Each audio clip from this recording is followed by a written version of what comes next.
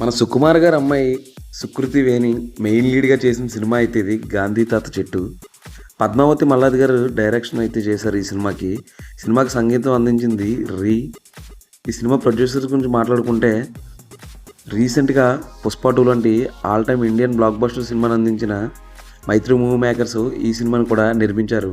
ఇక సినిమా కథ కోసం మాట్లాడుకుంటే తెలంగాణ ప్రాంతంలో ఉన్న ఒక ఊరిలో రామచంద్రయ్య అనే వ్యక్తి చిన్నప్పటి నుంచి తనకి గాంధీ అంటే చాలా ఇష్టం. గాంధీ గారు చనిపోయినప్పుడు తన గుర్తుగా ఒక చిన్న మొక్కనైతే ఆయన పెంచుతాడు.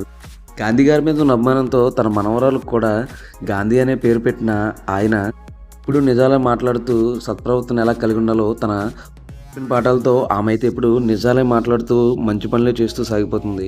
ఉన్నట్టుండి సడన్గా వాళ్ళ జీవితంలోకి ఒక ప్రాబ్లం వస్తుంది. అసలు ఆ ప్రాబ్లం ఏంటి, ఆ ప్రాబ్లం వల్ల ఏం జరిగింది, ఆ ప్రాబ్లం నుంచి వీళ్ళు బయటపడ్డారా లేదా అనేది మనం మిగిలిన కథ తెర మీదనే చూసుకోవాలి.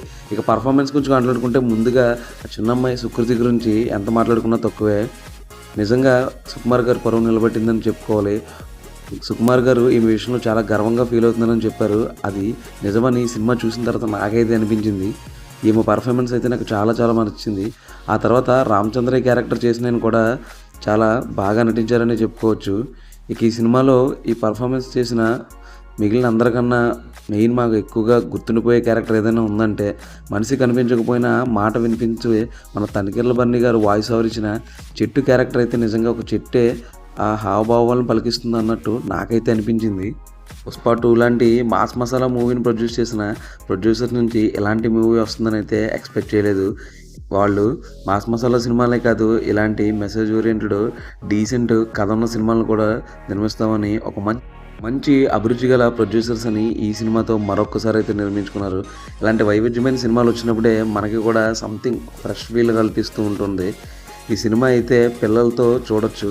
ఎక్సలెంట్ సినిమా ఇది. ఈ వీకెండ్ తప్పకుండా మీ పిల్లల్ని అయితే తీసుకెళ్ళండి. ఇలాంటి మంచి సినిమాలు అప్పుడప్పుడు వాళ్ళకి చూపిస్తూ ఉండాలి.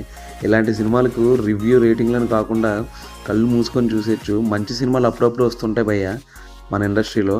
అటువంటిప్పుడే మనం వాటిని సపోర్ట్ చేయాలి. అలా అయితేనే మున్ముందు ఇలాంటి మరిన్ని గాంధీతో మంచి సినిమాలు చూస్తాం. నాకైతే ఈ సినిమా విపరీతంగా నచ్చింది. మీకైతే ఈ సినిమా చూస్తే ఏమనిపించిందో కామెంట్ అయితే చేసింది. చూడలేని వాళ్ళు మాత్రం వెంటనే ఇమీడియట్గా వెళ్ళి చూసండి. సినిమా అయితే చాలా బాగుంది. మరిన్ని ఇలాంటి ఇంట్రెస్టింగ్ అప్డేట్స్ కోసం, మూవీ రివ్యూస్ కోసం సబ్స్క్రైబ్. Thank you.